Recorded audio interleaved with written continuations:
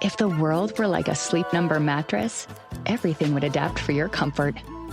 Because as your life changes and your body changes, Sleep Number mattresses adapt and shift to give you personalized comfort night after night. And now everything's on sale during our Memorial Day event. Save up to $1,200 on mattresses for a limited time. To experience a whole new world of comfort, visit a Sleep Number store or go to sleepnumber.com. Sleep Number, to a good life sleep. It's time for the Larry H. Miller Utah Summer Games at Southern Utah University in Cedar City. Register today to participate in the 40th anniversary season of a Utah sports tradition at utahsummergames.org. Participate in over 50 sports around the state. Then plan to join the opening ceremonies Friday, June 5th, presented by State Bank of Southern Utah. Register today to participate in the 40th anniversary season of the Larry H. Miller Utah Summer Games. Good morning, DJ and PK. It's 97.5, the KSL Sports Zone. Another weekend of sports in the books. It started with Utah Mammoth getting knocked out of the playoffs. History will show they were up 2-1, and they led Game 4 at home, and they coulda, and they woulda, and they shoulda, and they didn't.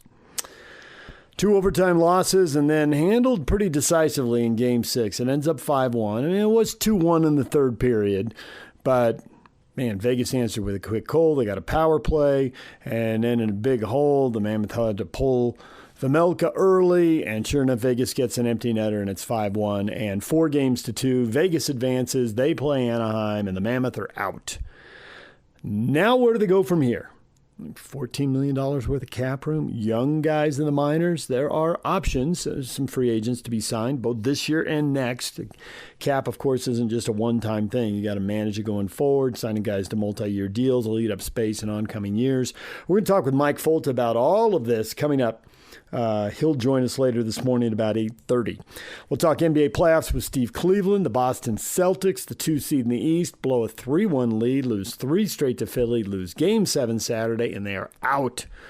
And the 1 seed, Detroit, down 3-1 to Orlando, wins 3-1, and was down 3-1, wins 3 in a row, and escapes. 8th seeded Orlando was out, and Cleveland beat Toronto in Game 7 as well. So we'll talk about all the Game 7s. The Lakers avoid a Game 7 and beat the Rockets. It just looks to me like San Antonio and Oklahoma are head and shoulders above everybody else in the NBA. Those two should meet in the Western Conference Final, and whoever wins should win the NBA title. But I thought up 3-1 Boston should beat Philly. I thought Boston was going to win that from the start of the series, so what do I know? But that's what it looks like to me right now. We'll talk with Steve Cleveland about that coming up. Real Salt Lake wins again over the weekend. They snapped that 2-game losing streak. They beat Portland. I have to say, I thought the Timbers looked awful. Just awful. Their halftime subs helped. Also, the fact they were down, they gave up a pair of goals in the first half, and they had that 2-goal deficit to get out of, and RSL just couldn't press them the whole game. When RSL had the energy to press, Portland looked like a hot mess. So Portland's not very good. What's really happened so far is RSL has dominated the teams in the bottom third of the league, struggled with the teams in the top third of the league. And then you ask, well, what about the middle third, DJ? That's the next 4 games. So we'll have a better idea. They really haven't played the middle of the league right now, except for San Diego, who is falling from the top to the bottom and falling through the middle in progress. So we should really get an idea here in these next 4 games, and then we hit the World Cup break, and everybody gets to retool and have another training camp. It'll be interesting to see what happens. They've got 2 at home, 2 on the road. They go to Dallas this weekend.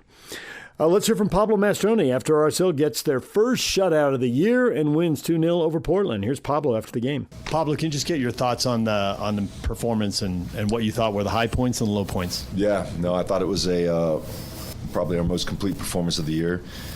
And one of the things that we've been talking about is really everyone given to the team. And when you do those things, magic starts to happen. And we've kind of gotten away from that. And I think a lot of it has to do with the amount of publicity that we've been receiving, where at the beginning of the year, no one gave us a chance. 7 games in, it starts to look really, really good. And what the public media like to do is really talk about the individuals, right? And so it's only natural that then the individual starts to think of himself separate from the team. And so that was the focal point today in the game, is that we got to be selfless, and there's going to be individuals that shine, but you can't do it without the team. So from an attacking perspective, again, is on par with the San Diego performance in the first half. just creating a lot of good opportunities from all different angles. In the front three, the rotations, the understanding was elite. I would say the one thing that left us wanting more was probably our finishing. But you got to credit the goalkeeper who stood on his head tonight and did a really good job. And then in the second half, we started bright. And again, I think at 2-0, there's a psychological thing that goes on where you want to protect the lead. And there was moments that I think we can handle a little bit better. But the most important thing for me was, and I told the guys, was even when we were defending in a low block, it felt comfortable defending in that space. And again, some of our best chances came from defending as a group and breaking out. So I think when you have the ability to create chances from your build, create chances in transition, or create chances from a lower position and still be a threat, you become a really good attacking team. But the focus today for me was on our first shutout of the season. And, I think Rafa's been exemplary this year and deserves more than what he's been able to get as far as goals against, and tonight was a really good performance that we want to continue to build upon. What did you think specifically about the way you defended with the press and the repress and your ability to win the ball back in the first half? Yeah, I think that's and I think this is what I'm alluding to about individuals. I think when we're at our best as a team, we lose the ball as a team and then we repress like a team. And oftentimes in the last couple games, it's been an individual loses the ball and there's no repress. And so it doesn't allow the team to get the ball back and be, aggressive in the attack. So, those are things that we've been talking about internally.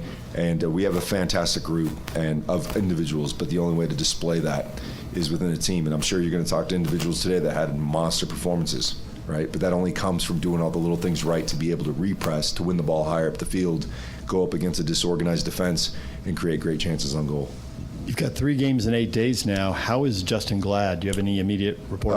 Yeah, he's been feeling his adductor for a little bit, and so it's going to be really touch and go with him. And again, I think when we talk about our team, right, Philip Quinton getting called into a game that's edgy. We don't have a lot of control at the moment, and he does a fantastic job on that back line to come in and spell Justin Glad, and I think that's what good teams do and find ways. So we'll see with Justin, but again, I think that obviously 3 games in 8 days won't necessarily help an adductor that's kind of been nagging at him, but he pulled himself early, right? He didn't pull it, so. Again, showing some good leadership and some good experience in that moment to avoid any big-time problems with his adductor. Hey, Pablo. Hey, Manny. Just staying on that Jay Glad for a second, that was the first time he hasn't been on the field all season. So what does that tell you about the mentality of your group and how they adjusted to not having someone they've been counting on at that central in a center back 3? Yeah, I think we lean on Jay Glad a lot, especially in the high press. He's oftentimes 1v1 in the back, and I think what you saw today was Phil coming in and just taking the baton and continuing to run with it. I think he found himself in a couple 1v1 situations, and he handled them really, really well. And what that does also is it gives comfort to the rest of the guys in the back line too. So if there was a player that we'd put in there that maybe doesn't have the attributes, maybe the other guys next to him wouldn't feel comfortable being as aggressive, knowing that the player coming in. But Phil did a great job. And again, Zach coming into the game and doing a really good job as a wing back and really shoring up that side defensively, I thought was really, really good. And so, again, just really proud of this group, and we continue to, work on, these last 2 games were difficult to kind of digest because our expectations are higher than anyone else's expectations. But the bounce back today lended itself to probably our most complete performance of the year, and another performance that we have to continue to build on. And then coming after 2 losses, there was a lot of energy out at Harriman in the training pitch. Mm-hmm. How did you feel that came into this game, especially early? I think everyone, and one of the things that we always talk about, and we have guys speak before every training session, and the one thing that comes up is I've never been around such a quality group of individuals, right? And so when players speak, regarding other individuals on the team, the energy and the focus in training is extremely high. And so, one of the things that Hoffa said before the game is that, results can do a lot of things, but one thing it can't do is take away our confidence that we have in one another. And we just got to go out and express ourselves. And I think it was on full display today. And then last one for me, we've spoken a lot this year with RSL taking early leads in so many matches about not letting the match turn into a basketball game. Mm-hmm. And tonight, did you feel like that was the first time you've seen that, where your team was able to control the tempo the way you'd like to see them do it? Yeah, no, absolutely. Great point, Maddie. I think, again, we're I don't think we've been as professional in our closing out games because it does get really open-ended. It does get turned into a track meet, which is exciting for the fans. But as far as getting results and really closing down shop, like I said, there was times where we didn't have the ball for long stretches, but the back five, the two pivots were just awesome. And the other part too was, we've been focusing on our 10s that are primarily attacking players, doing a great job of flanking our two pivots. To make sure that we're solid in the back. And you saw Luna coming back, you saw Morgan, you saw Serge, you saw Victor. And I think that's what you need to be a really good team, is understand the moments. And so I'd say today was probably the start of hopefully something that we can continue to emphasize as being professional and maintaining results. Thanks, Coach. Hey, Coach, congratulations on the win. I wanted to ask about the front three, like you mentioned, and the way they interchanged, but especially defensively, how combative and aggressive they were, but riding that line without getting out of control and not letting Portland turn and break or cause problems. Yeah, no, that's a great question. I think for me, and I've said this for years, is defending starts at the front. Right, so it's not only taking on good positions, but it's also the mentality that infuses the rest of the group behind them. Right, so Diego Luna in the first half, the way he dekes, he makes the same moves that he makes with the ball when he's defending. So in other words, he acts like he's going to go one way, and then he steps into a passing lane. Morgan, his back pressing. Sergi the same way. And I think when you have the front three that are capable of making play predictable up front, and they spark the group with a certain mentality, with the way they change their pace, with the way they're playing cat and mouse with our opponents, it makes it so easy for our pivots to then read cues and our back line to read cues off our pivots. And so and the crazy thing is that they also had a wonderful game in the attack. And so it's all connected. Oftentimes we like to talk about offense and defense, but mentality permeates any phase in the game. And those front three today showed some real class in everything they did. All right, there is Pablo Mastroeni. When we come back, we're going to hear from the Utah Mammoth as their season comes to a close. Stay with us. If the world were like a Sleep Number mattress, everything would adapt for your comfort. Because as your life changes and your body changes, Sleep Number mattresses adapt and shift to give you personalized comfort night after night. And now everything's on sale during our Memorial Day event. Save up to $1,200 on mattresses for a limited time. To experience a whole new world of comfort, visit a Sleep Number store or go to sleepnumber.com. Sleep Number, to a good life sleep. Good morning, DJ and PK. It's 97.5, the KSL Sports Zone. The Utah Mammoth season comes to a close. They're beaten in Game 6. They lose to Vegas 4-2. What did they learn? Where do they go from here? Logan Cooley showed well in the playoffs. And, he's a young guy, a lot of hopes for him. He signed here long term. Here's Logan Cooley with his season-ending thoughts. Can you speak to how you feel kind of finishing out this season with this team? Yeah, it's good. I mean, I think each year you want to come in and have a good start. And, individually it's kind of a weird year with the injury and just, I don't know, it felt a little different. But as a team, I mean, it was great to get in the playoffs, get that taste, and definitely could build off it going into next year. What was the thing you learned most about yourself, obviously, through that injury, but also just, on the ice?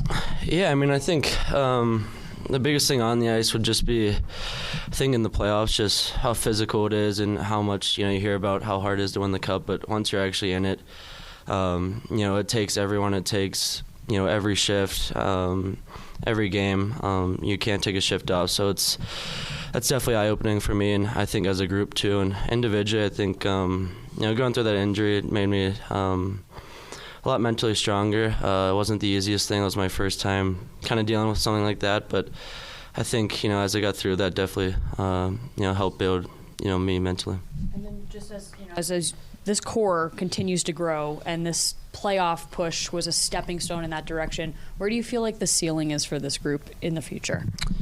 Yeah, I mean, honestly, I don't think there is one. I don't think, there's a limit on what we can accomplish. I think we got a special group in this locker room and a bunch of great leaders, guys that have been through, so many different playoff games, cup runs, and, it's joy to be around these guys and, excited to see what we can accomplish next year. You've played in NCAA championship games and the World Championship, won gold there.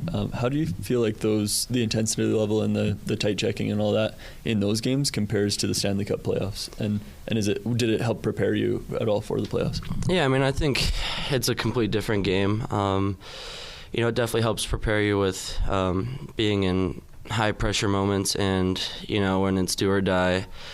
Those definitely help, but I think playoffs are just a different animal. Just how physical, how fast the games are. I don't think anything could really compare to that. Do you think you'll be at Worlds this summer? I think it's something that I still have to kind of talk about with my agent and stuff like that, but I don't know. It's just kind of a grind of a year with the injury, and I'm not saying no to it for sure yet, but I think just want to get healthy and have a good summer. When you one day look back at it, do you think this first taste of playoff hockey will be really important for you as a player? For sure. I think you have to get that taste to kind of really understand what it's like. It's honestly coming into it, I didn't really know what to expect. You see the games, and it looks a lot more physical, but once you're actually in it, like I said, it's it's night and day compared to the regular season, and something that I think we all kind of can learn from, and next time we get in that position to end up winning those series. During the time that you were upstairs watching the games from above during the injury, were there things that you observed that you normally just don't see at ice level that you were able to absorb while watching the team? And is there anything from that you were able to take onto the ice when you returned? Yeah, I mean, I think, I'm always watching, whether that's other teams around the league or, I was out for a while there, but I think just the time and space, like when you're watching above, you're like, oh my, how do you not make that play? But then, it's easy as a fan perspective, just watching the game, there looks like a ton more room. But I think just the biggest thing would be realizing that you do have a little more time and space sometimes. And but yeah, I think it's a little different than when you're up above watching. In terms of raising your game in the playoffs, what did it require of you, and how do you feel like you kind of manage that challenge? Yeah, I mean, I think early on in the series it was good. I think, they did a good job of kind of keying on our line a little bit more after the first couple games, and it just seems like couldn't really adjust that well, and I think that's another big learning moment for me, just finding ways to still produce, still play my game, when maybe teams start to put more focus and especially on our line. But overall, I think, it was a good first, playoff series, I guess, for me, and something that, I'm going to learn a lot from. The last 5 years have been about building towards the playoffs. Is that the standard now, is to make sure you're in the postseason every year? Yeah, for sure. I mean, we all want to get to the playoffs. That was our goal, and I think the focus kind of switches to, now we're winning in the playoffs. I think everyone got that taste of playoff hockey, and the biggest thing for me is, that was so much fun playing in those moments and in those games. It makes me want to, continue to keep playing playoff hockey. And building off that, do you feel like after the success that you personally had and the team had in this tight playoff series that this is doable and the team's on the right track? For sure. I mean, we have a great group of guys, a lot of great leaders, guys that, are unbelievable players, and like I said, I've won cups before, and I feel like, we had to just maybe scratch the surface of what we could, accomplish in this league. And I think, we're going to be a pretty dangerous team to stop for a while here. We heard you guys talk a lot about how the confidence going into this year was different than last year. What made the difference between last year and this year in terms of how this team carried itself? Yeah, I think our first year, it was just kind of a whirlwind with us, getting moved here. And, it honestly just seems like a blur. I feel like this year we had the chance to get a new practice facility. Everyone's comfortable with living, and I think that plays a big factor too. Once everyone's situated, then it just seemed like this year was way more smoother, and I think just the way we played from the start, and how everyone matured. I feel like everyone got a lot better as a player too, and that's what made us help the next step. And then when you reflect back on this season, was there a highlight moment, a goal, a scenario, anything like that you can say that was your favorite? It's a tough one. I think the first game coming back from injury was definitely a special one, but I think maybe the favorite game would be, or goal would be in Columbus, the 0-2 winner. That was a good one. What do your summers usually look like, and is there anything different that you would do this year, training-wise or otherwise? I go back home in Pittsburgh, take some time off, maybe golf a little bit, see some family and friends that, I haven't seen in a while. And, I got a great trainer, a guy that I've been using the last 2 years. We have a great group on the ice, and, there's definitely a lot of things that I'm looking to work on and kind of add into my game, but I'll keep that with me. All right, there is Logan Cooley at the end of the year. Now here's the captain, Clayton Keller. For you personally, how was the last 48 hours in terms of just processing, the end of the season? To be honest, it was obviously not the way we wanted it to go.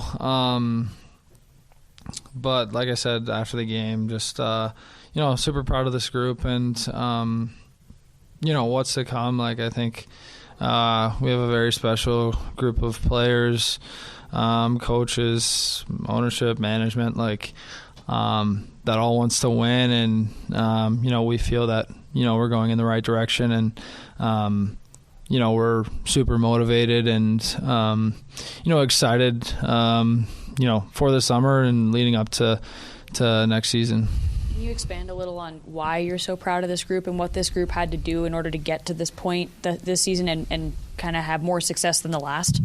Yeah, I think our goal definitely was to make the playoffs, and then when you get in the playoffs, anything can happen. You can go on a deep run. You can there's teams that people thought before the year had no chance of being in the playoffs or making it past the first round, and they're there. So it's that's it was our goal, and it's super hard to make the playoffs, and just how important every game is, every day is, and I feel like our young guys and even myself included have taken strides in just how hard it is to win, and all the little details matter. And when you're younger, you're worrying about so many other things, your contract, living on your own for the first time, just everything that comes with it. So how we've progressed so quickly is just cool to see, and speaks about the guys that we have here. Cools, Gunner, I could go down the list of the guys that have positively impacted of where we want to go. Along those lines, how has all of that and what you just said contributed to the fact that you guys have earned respect in this league just 2 years into being a franchise?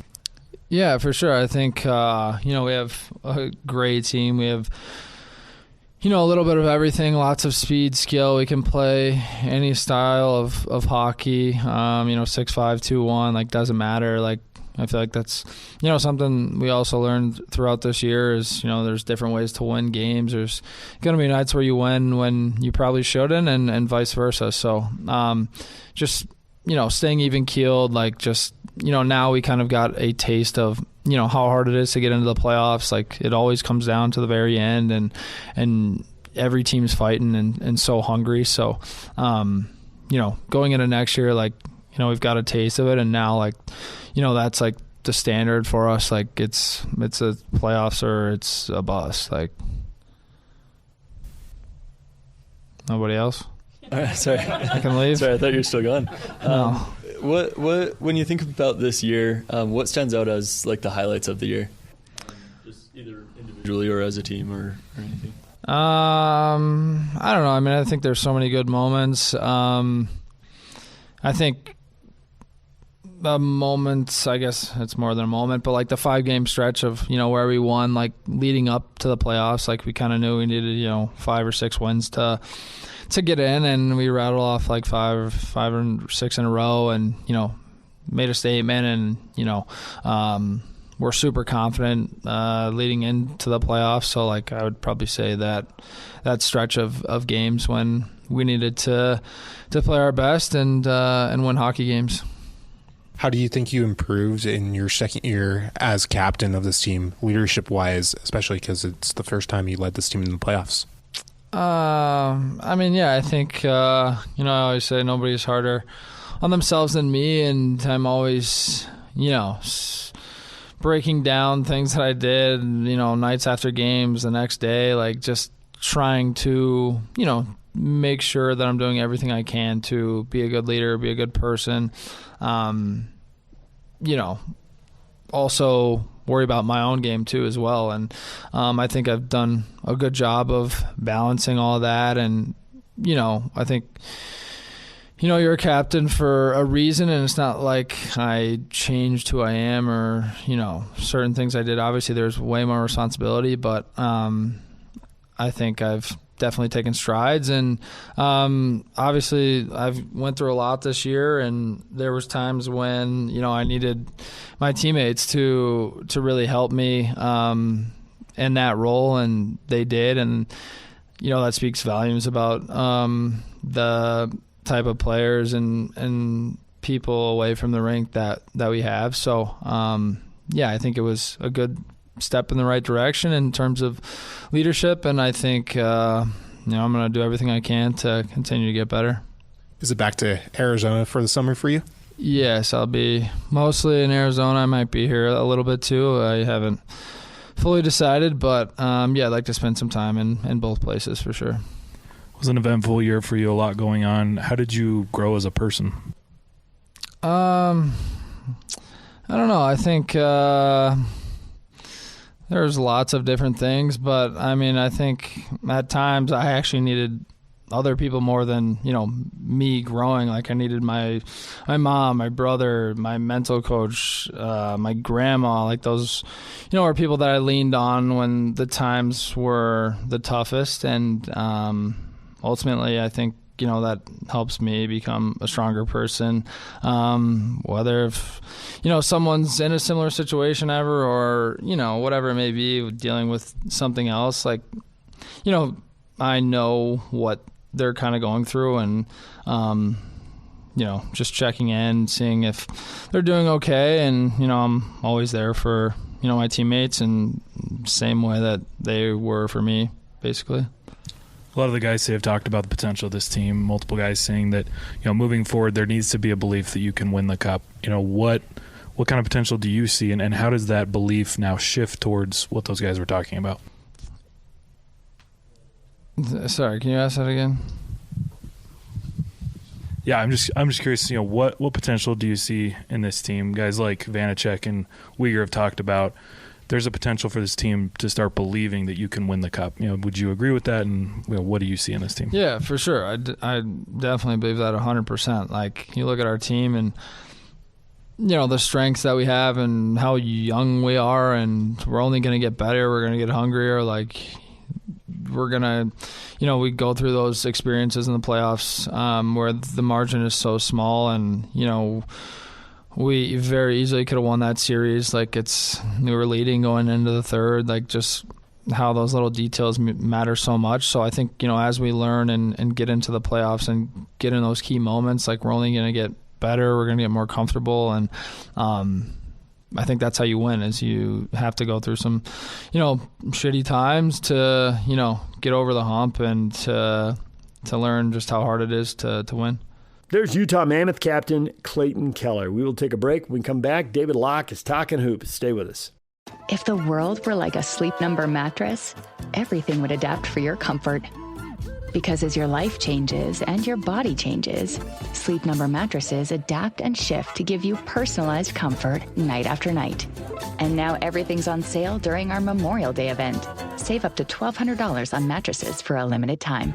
To experience a whole new world of comfort, visit a Sleep Number store or go to sleepnumber.com. Sleep Number, to a good life sleep. Good morning, DJ and PK. It's 97.5, the KSL Sports Zone. Well, the NBA playoffs take quite the turn. 3 Game 7s this week, and the Lakers avoid a Game 7. Of course, we didn't know any of that. We didn't know Boston was going to lose to Philly when we talked to David Locke. But there were some things happening in the playoffs, and we view these playoffs as a lens. What do the Jazz have to do? How do they have to set themselves up? What works in the NBA these days? Where's the league evolving to? There's always tweaks. There's always changes. And David Locke talked with PK and I about that on Friday. Here he is with PK and I. David, good morning. Good morning. I get to talk to 2 of my favorite people in the whole world, 2 of the most gifted. You know, I've been very lucky in life. I've generally surrounded myself with amazing talent, incredibly smart people. Usually elevate yourself if you can be around smarter people than you. And there might not be a better example than getting to spend time with David James and Patrick Kinahan every Friday morning than just stealing a little bit of smarts from other people. And that's what this morning is about for me. Each and every Friday, becoming a little smarter by being with 2 geniuses, David and Patrick. If only all that were true. 2 genii. Yeah, there you go. Thank you for the grammar, PK. Oh, really? I had no idea. Is that how it's supposed to work? I think I made that up. He just made it up. Nobody knows. Nobody cares either. It's like cactus. Geniuses, but yeah, whatever. Dictionary.com when the segment is done. You can check it out. David, I'm curious what you have learned from the first couple of weeks here of the NBA playoffs. What have you picked up on? Because playoff basketball is different than regular season basketball. The Jazz are trying to build a team that will succeed in the regular season so it can succeed in the playoffs. So what lessons should we have taken away? I mean, defense is obviously vital. And, you know, if you're not a two-way player, you're getting exposed both offensively or defensively. That's the same as every playoffs, where just the standard of performance is so much higher than it is so focused on what they're trying to do to you. If you have Atlanta was trying to get by with 2 or 3 non-shooters, and that obviously got ugly fast last night. I think that offensive rebounding is still really important. That was the big trend of the regular season, is that offensive rebounding was massively important. There's not a huge shot distribution difference going on here. It's not as though everyone likes to say, well, the mid-range becomes more important, and I think it probably does. But there actually isn't a big change going on here. The interesting kind of numerical thing that's taking place is the corner 3, which was such a good shot in the regular season. I think teams shot about 38 or 39% on corner 3s, is down to 35% and is actually going into last night's game this won't last, I don't think, but is lower than the above the break 3 at 35.1 versus 35.2. But that's a real change. So that's defensive rotations have got to be getting out to the corner. I think it's too big a sample size for it just to be kind of a weird shooting thing. But that one's really interesting. That tells me there's something going on defensively differently in the playoffs. In fact, if you really get in on the numbers so far in the playoffs, and we have played over half the playoff games at this point, you have to realize that. Like, there's 8 series right now, and there's only 7 left after this. So this will be half the playoff games.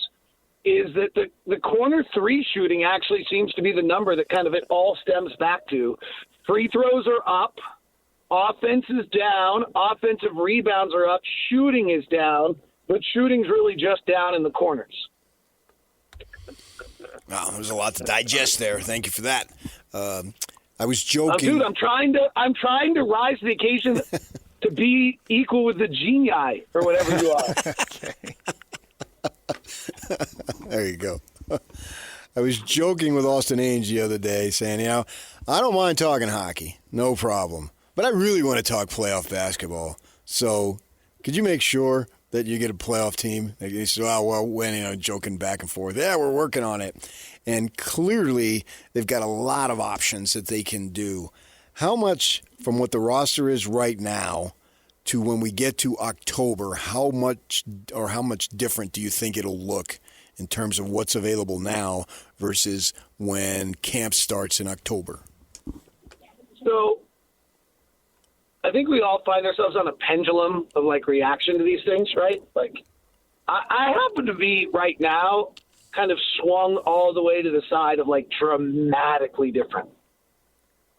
Like every indicator that I have is like, if we really think we're a top 6 playoff team, we better overhaul this from 5 down on the roster. And maybe that's unfair to those guys because they just haven't had the chance. And heck, TJ Shannon last night's a vital piece of the puzzle. And who's to say that Isaiah Collier or Bryce Sensabaugh couldn't come off the bench as the 11th or 12th guy to do that for the Jazz on playoff series? So maybe this is unfair. But, I mean, I'm just looking at, like, the indicators. How many guys are playing in the playoffs that shoot under 30% from 3? Like Dyson Daniels, Amon Thompson, Oscar Thompson. Okay.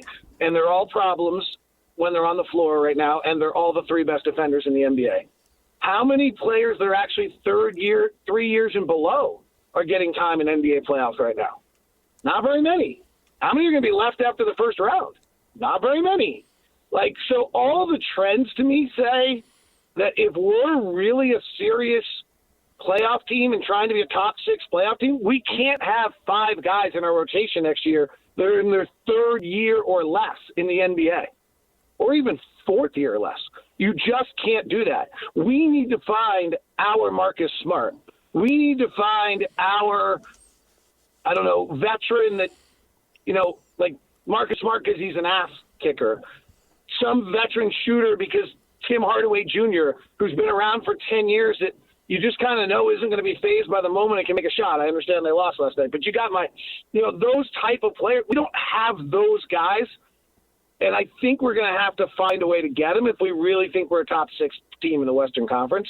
But I will admit, I'm swung I can feel myself probably being swung too far on the pendulum right now to that side, and I probably have got to come back and say, well, those guys never were that guy until they got their first chance to do it.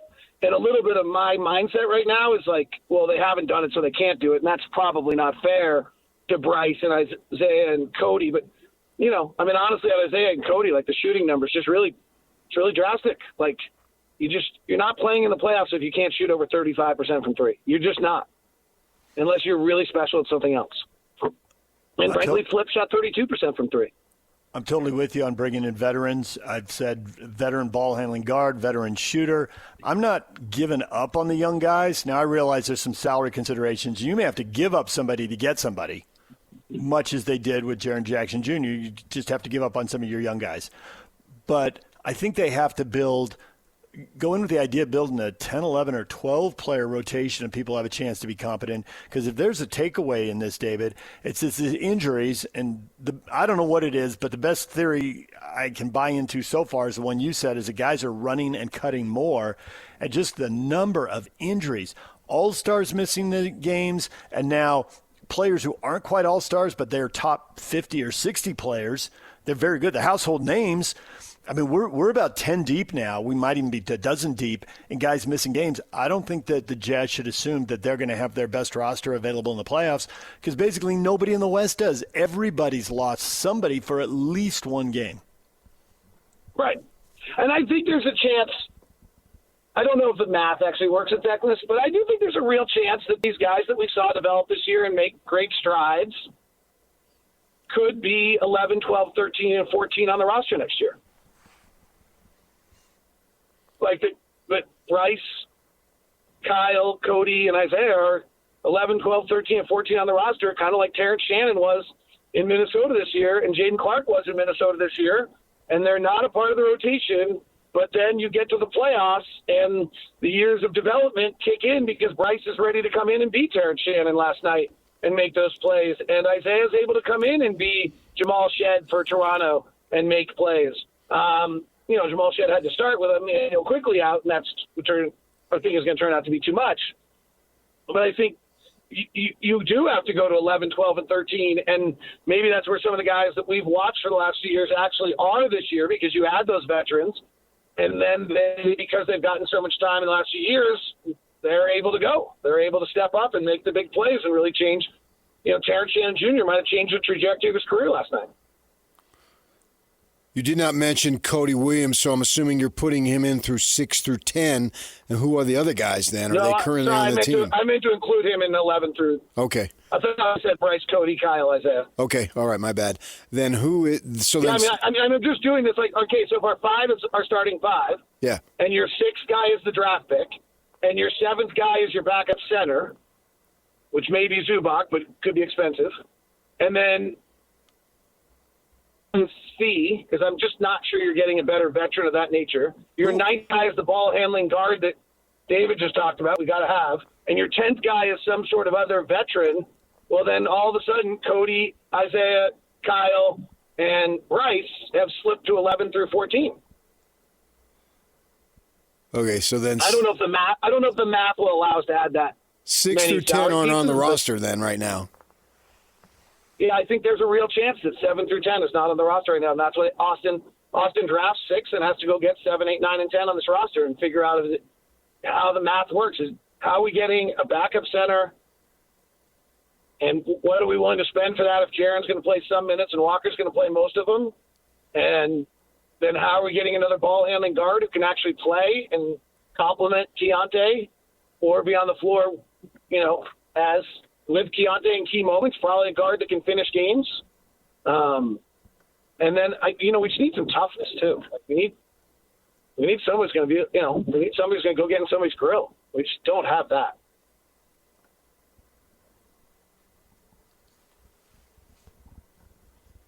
Like, you realize that, like, when we're talking about being 6, we have to be better than Golden State, LA, Portland, Phoenix, and then one other team.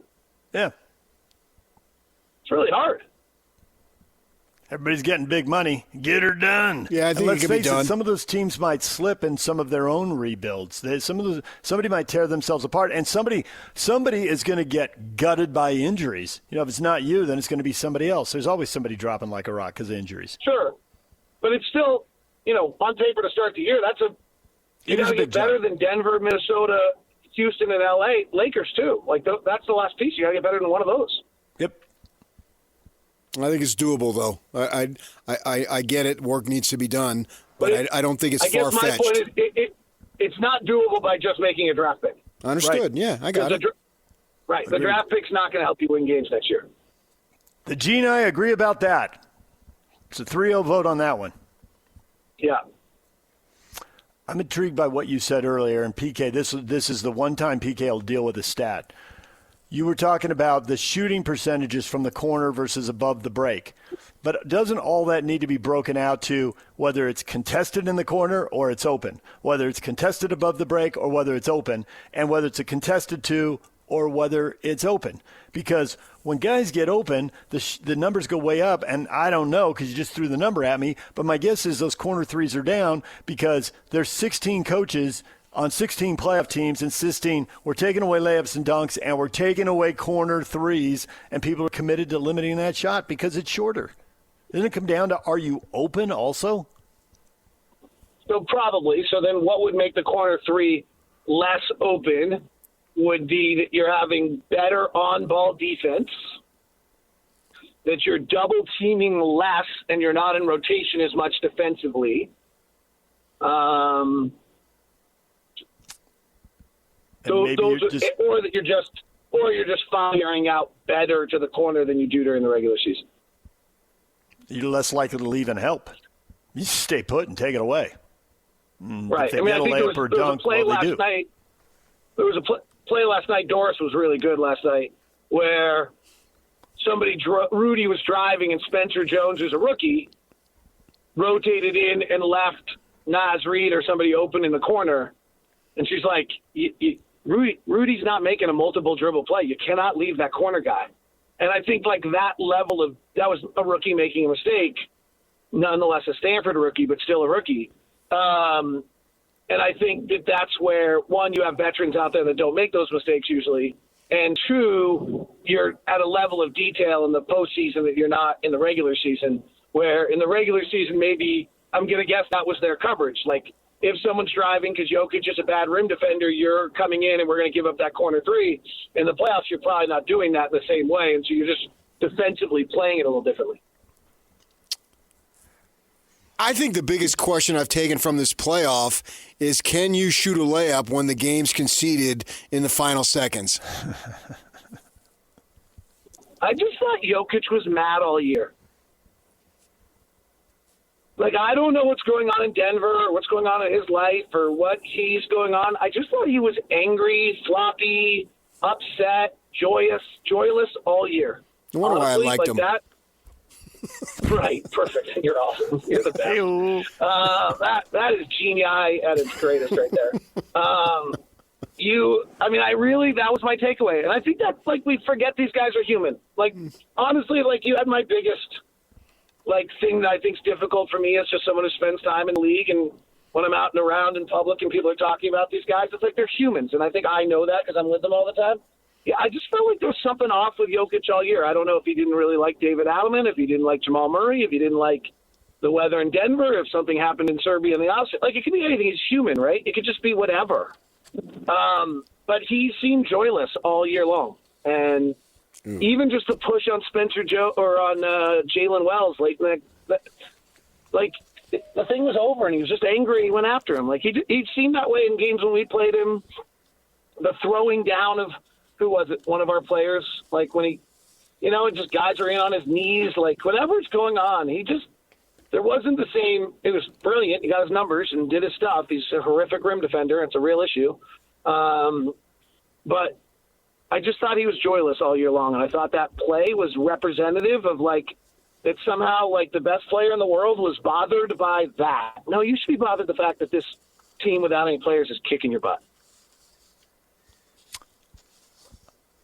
I obviously have no idea, but just sitting here watching, I would guess that he knows they're not a championship team, and he knows they're not making championship decisions in the front office, and there's a coaching change. It's all falling apart, and he doesn't see it getting put back together, and he's frustrated because of it. That's just me with a clicker. What do I know? But there you go. Right. Yeah, and I sometimes, and I, they're all, and I guess my point was there also could be 73 other things going on because he's a human being. Yep. Yeah, right? Absolutely. Like, just the same way we are. Right? The political climate in Serbia, it's just a mess. I'm not really going to talk about former Yugoslavian Baltic state. Oh, wow. Politics. A former Yugoslavian Baltic state. Wow, that's impressive right there. That's I'll genius. leave you this. Genius or genii, both are acceptable. The plural, genii, is more formal, an attendant spirit of a person or place. Ooh, we're getting deep now. So there's some good reading for you, There's David. There's no question that PK is usually the most formal of all of us. Right. Thank you, David. We'll talk to you again next week. Enjoy the games. You guys are an inspiration to all. All right, there's David Locke. When we come back, what is trending? The headlines are next. If the world were like a Sleep Number mattress, everything would adapt for your comfort. Because as your life changes and your body changes, Sleep Number mattresses adapt and shift to give you personalized comfort night after night. And now everything's on sale during our Memorial Day event. Save up to $1,200 on mattresses for a limited time. To experience a whole new world of comfort, visit a Sleep Number store or go to sleepnumber.com. Sleep Number, to a good life sleep.